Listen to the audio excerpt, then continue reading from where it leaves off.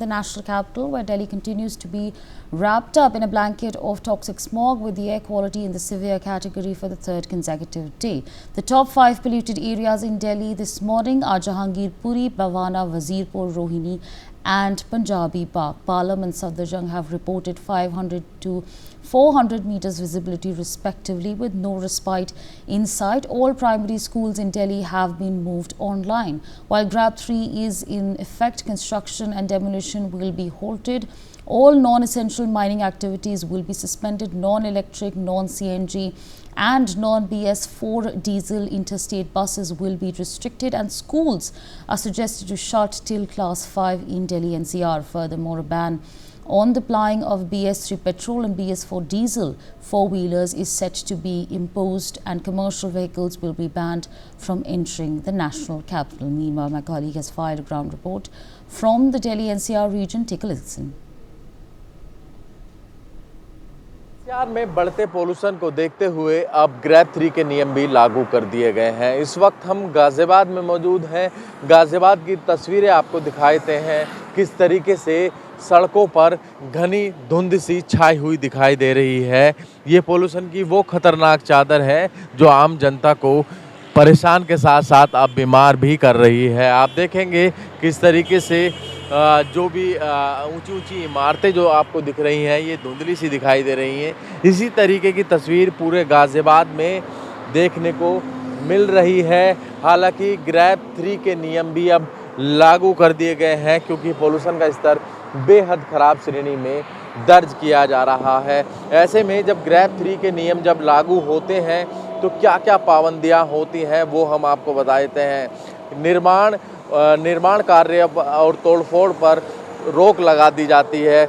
वहीं इलेक्ट्रिक और सीएनजी और BS6 डीजल अंतर्राज्य बसों को प्रतिबंध छोड़कर और बाकी जितने भी वाहन हैं उन पर पूर्ण तरीके से रोक लगा दी जाती है।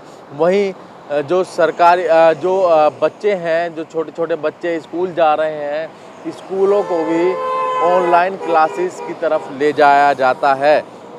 वहीं मैं आपको बता दूं, जो एनसीआर में कच्ची सड़कें हैं उन पर भी रोक लगती है, उन पर वाहनों पर रोक लगाई जाती है। साथ ही BS3 पेट्रोल और BS4 डीजल की गाड़ियों पर दिल्ली और अलग जो एनसीआर के जो क्षेत्र हैं वहाँ पर पूर्ण तरीके से रोक लगा दी जाती है। वहीं जो ईंट के भट्टे हैं उनको भी पूर्ण तरीके से प्रतिबंध कर दिया जाता है। तो ये वो तमाम जो रोक हैं वो भी ग्रैब 3 के नियम लागू होने के बाद लागू की जाती हैं। पर अब देखना यही होगा आखिरकार ये नियम कितने कारगर साबित होते हैं और ज़मीनी स्तर पर कितने अधिकारी इनको लागू करा पाएंगे, या ऐसे ही आम जनता इस दमघोंटू हवा में सांस लेने को मजबूर होती रहेगी। गाजियाबाद से अनिल चौधरी, इंडिया न्यूज़। गुरुग्राम की आबो हवा अब जहरीली हो चुकी है और हवा में घुलते इस प्रदूषण के जहर के कारण गुरुग्राम का AQI लेवल 400 के आंकड़े को पार कर चुका है और लगातार ये जो AQI लेवल है वो बढ़ता जा रहा है। बढ़ते AQI लेवल को देखते हुए गुरुग्राम की जिला प्रशासन ने भी अब कई चीजों पर प्रतिबंध लगा दिया है। गुरुग्राम का जिला प्रशासन अलर्ट मोड पर आया है और गुरुग्राम में ग्रैब 3 के जो नियम है वो लागू कर दिए गए हैं। गुरुग्राम जिला प्रशासन ने कल देर शाम को जो है वो बैठक बुलाई और कई चीजों पर प्रतिबंध लगाने की बात कही। सबसे पहले तो आपको हम गुरुग्राम के राजीव चौक की ये तस्वीरें दिखा देते हैं जो साफ तौर से दर्शाती हैं कि गुरुग्राम में जो प्रदूषण का स्तर है वो किस हालात में पहुंच चुका है। जहां तक भी आपकी नजर जाएगी जो इमारतें हैं वो प्रदूषण की जो चपेट में आई हुई है और पूरे शहर को प्रदूषण ने अपने आगोश में ले लिया है। गुरुग्राम में जो प्रदूषण का स्तर है वो लगातार बढ़ता हुआ जा रहा है और न केवल लोगों को बल्कि हवा में उड़ने वाले ये जो पक्षी हैं इनको भी प्रदूषण का स्तर वो है वो परेशान करता हुआ नजर आ रहा है। इस वक्त गुरुग्राम में जो हालात हैं वो बद से बदतर होते हुए नजर आ रहे हैं।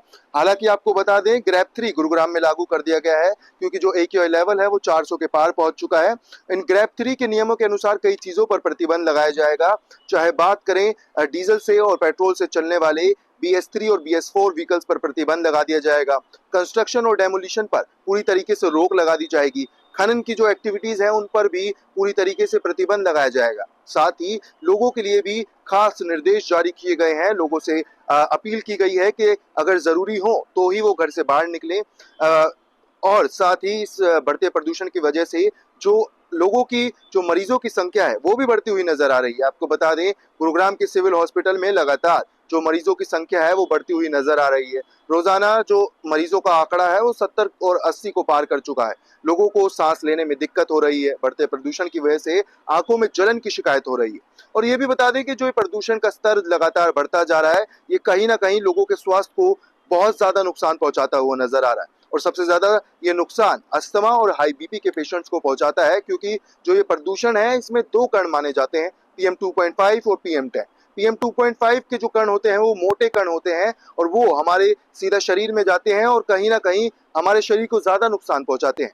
PM10 जो होते हैं वो हालांकि बारीक कण होते हैं, पर कहीं ना कहीं वो भी हमारे शरीर को लगातार नुकसान पहुंचाते हैं। और PM2.5 जो है वो करीबन 200 के आंकड़े को पार कर चुका है। AQI जो है PM2.5 का वो 200 के आंकड़े को पार कर चुका है और PM10 जो है वो 400 के आंकड़े को पार कर चुका है। तो ये साफ दर्शाता है कि इस वक्त गुरुग्राम में जो हालात हैं वो बद से बदतर होते हुए नजर आ रहे हैं। और अगर प्रशासन ने इन नियमों को सख्ती से इनका पालन नहीं करवाया तो गुरुग्राम की आबो हवा दिन ब दिन और भी ज्यादा जहरीली होती हुई नजर आएगी।